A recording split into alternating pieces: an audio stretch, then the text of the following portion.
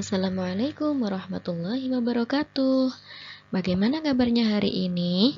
Semoga kita semua selalu dalam lindungan Allah Subhanahu wa Ta'ala. Amin.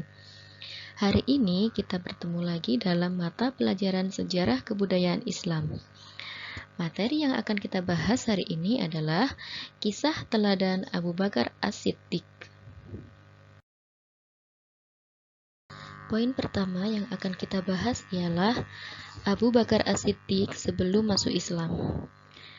Abu Bakar As-Siddiq dilahirkan pada tahun 571 Masehi atau 2 tahun setelah Nabi Muhammad SAW. Pada masa kecilnya, ia diberi nama Abdul Ka'bah.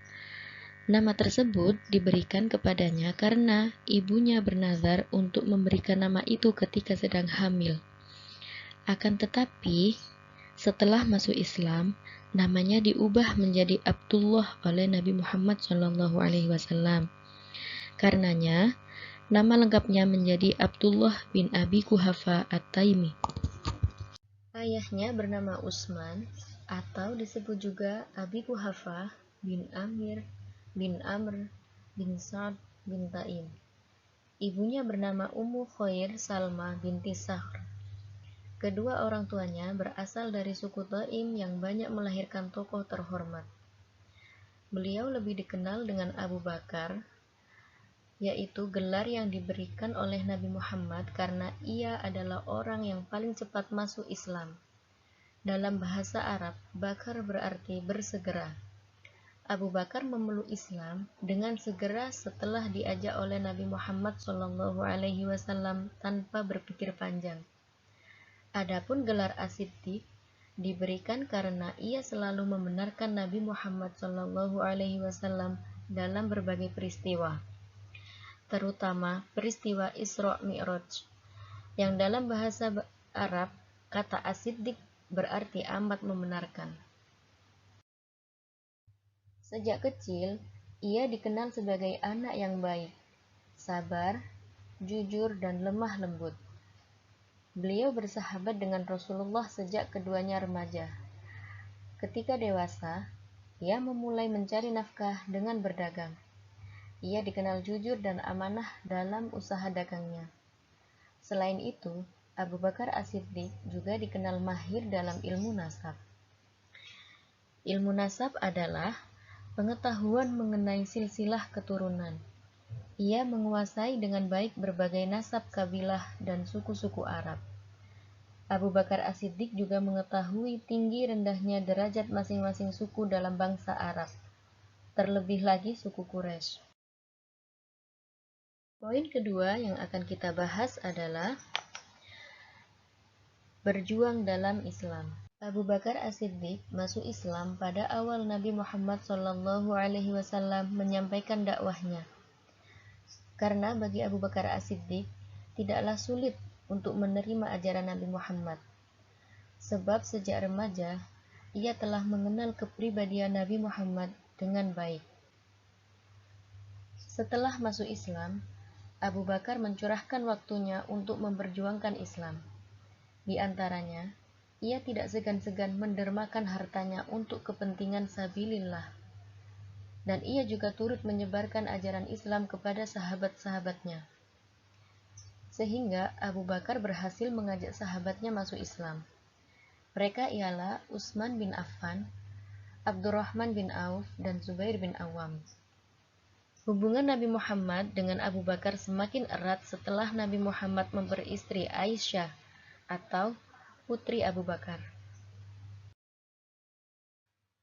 Abu Bakar As-Siddiq sangat mencintai Nabi Muhammad SAW. Ia selalu memberi dorongan, semangat, dan membela beliau pada masa perjuangan Islam. Setiap kali orang-orang Quraisy mengganggu dan menyakiti Nabi, ia selalu membela. Sehingga dalam suatu riwayat diceritakan, ketika Nabi Muhammad sedang khusyuk melaksanakan sholat di Masjidil Haram, tiba-tiba datanglah Uqbah bin Mu'id yang langsung mencekik Nabi Muhammad saat sujud. Keadaan itu sangat membahayakan Nabi Muhammad dan secara kebetulan Abu Bakar As-Siddiq datang. Ia pun segera menolong Nabi Muhammad dan mengusir Uqbah bin Mu'id. Akibatnya, keduanya berkelahi. Dan dalam perkelahian itu, Abu Bakar As-Siddiq mendapatkan luka-luka. Perjuangan Abu Bakar As-Siddiq yang lain adalah menemani Nabi Muhammad SAW hijrah ke Madinah. Ia adalah satu-satunya sahabat yang menemani Nabi Muhammad menempuh perjalanan yang penuh mara bahaya itu. Abu Bakar As-Siddiq juga tidak segan-segan mengeluarkan uangnya dalam memperjuangkan Islam. Sejumlah budak yang memeluk Islam yang disiksa oleh tuannya dibebaskan oleh Abu Bakar As-Siddiq. Di antara budak-budak yang dibebaskannya adalah Bilal bin Rabah yang kita kenal sebagai muadzin pertama.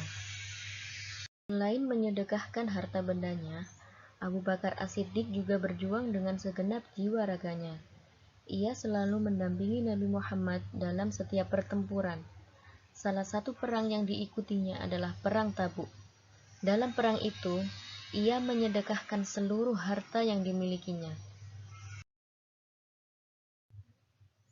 Setelah peristiwa Fathu Mekkah dan Haji Wada, Nabi Muhammad SAW sering menunjuk Abu Bakar untuk mewakilinya dalam berbagai kesempatan. Bahkan ketika Nabi Muhammad SAW tidak mampu lagi menjadi imam, beliau menunjuk Abu Bakar As-Siddiq sebagai penggantinya. Hal itu juga menunjukkan bahwa Nabi Muhammad telah memberikan kedudukan yang tinggi kepada Abu Bakar As-Siddiq di antara sahabat-sahabat lainnya. Abu Bakar As-Siddiq merupakan sosok yang istimewa bagi Nabi Muhammad SAW. Dan berbagai usaha dalam memperjuangkan Islam tidak melalaikan Abu Bakar As-Siddiq dari kewajibannya untuk mendidik putra-putrinya. Kedua putrinya sangat termasyhur dalam sejarah, yaitu Asma dan Aisyah. Adapun dua putranya juga menjadi ulama yang terkenal, yaitu Abdurrahman dan Abdullah.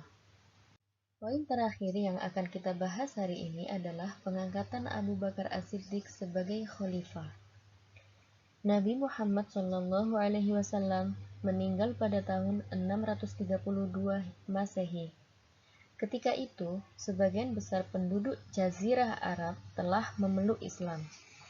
Akan tetapi, kaum muslimin segera menghadapi masalah yang sulit karena kaum Ansor dan Muhajirin mengharapkan pemimpin dipilih dari salah satu di antara mereka, sehingga keadaan itu dapat menimbulkan perpecahan di kalangan umat Islam.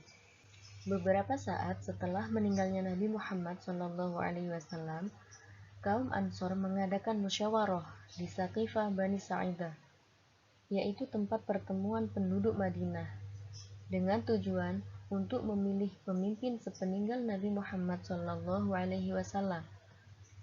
Dan kaum Ansor sepakat untuk mengangkat Sa'ad bin Ubadah sebagai pemimpin mereka.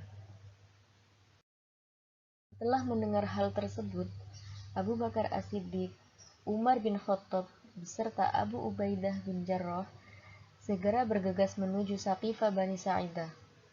Kemudian Abu Bakar berbicara di depan mereka. Ia merinci jasa dan kebaikan kaum Ansor. Akan tetapi, Abu Bakar As-Siddiq juga menekankan keistimewaan kaum Muhajirin yang telah diberikan oleh Allah, yang mana kaum Muhajirin telah menerima agama Islam pada saat banyak orang lain menentangnya. Abu Bakar berpendapat, pemimpin seharusnya dipilih dari salah satu di antara kaum Ansor dan kaum Muhajirin. Abu Bakar As-Siddiq menyetujui salah seorang dari kaum Ansor, yaitu Sa'ad bin Ubadah. Kemudian menunjuk Umar bin Khattab dan Abu Ubaidah bin Jarrah dari kaum Muhajirin. Akan tetapi, keduanya menolak dan malah menunjuk Abu Bakar sendiri. Akhirnya, semua golongan, baik kaum Muhajirin maupun kaum Ansor, memilih Abu Bakar As-Siddiq, karena mereka menganggap Abu Bakar As-Siddiq sebagai sosok yang bijaksana serta dapat diterima semua golongan. kaum muslimin kemudian berbondong-bondong membaiat Abu Bakar As-Siddiq. Setelah itu, Abu Bakar menyampaikan pidatonya. Secara umum, dapat disimpulkan bahwa terpilihnya Abu Bakar As-Siddiq disebabkan dua faktor utama. Yang pertama, menurut pendapat umum pada waktu itu, seorang khalifah hendaklah berasal dari suku Quraisy. Yang kedua, kaum muslimin berpendapat bahwa Abu Bakar As-Siddiq memiliki keutamaan, yaitu Abu Bakar As-Siddiq adalah satu-satunya sahabat yang menemani Nabi Muhammad berhijrah dan bersembunyi di Gua Tsur. Abu Bakar As-Siddiq selalu ditunjuk menggantikan Nabi Muhammad ketika beliau berhalangan. Dan Abu Bakar As-Siddiq merupakan keturunan bangsawan yang cerdas dan berakhlak mulia. Alhamdulillahirrabbilalamin. Hari ini kita telah mempelajari 3 poin dari kisah teladan Abu Bakar As-Siddiq. Semoga apa yang kita pelajari hari ini dapat bermanfaat. Tetap semangat dan rajin-rajin membaca untuk pelajaran sejarah kebudayaan Islam ya. Wassalamualaikum warahmatullahi wabarakatuh.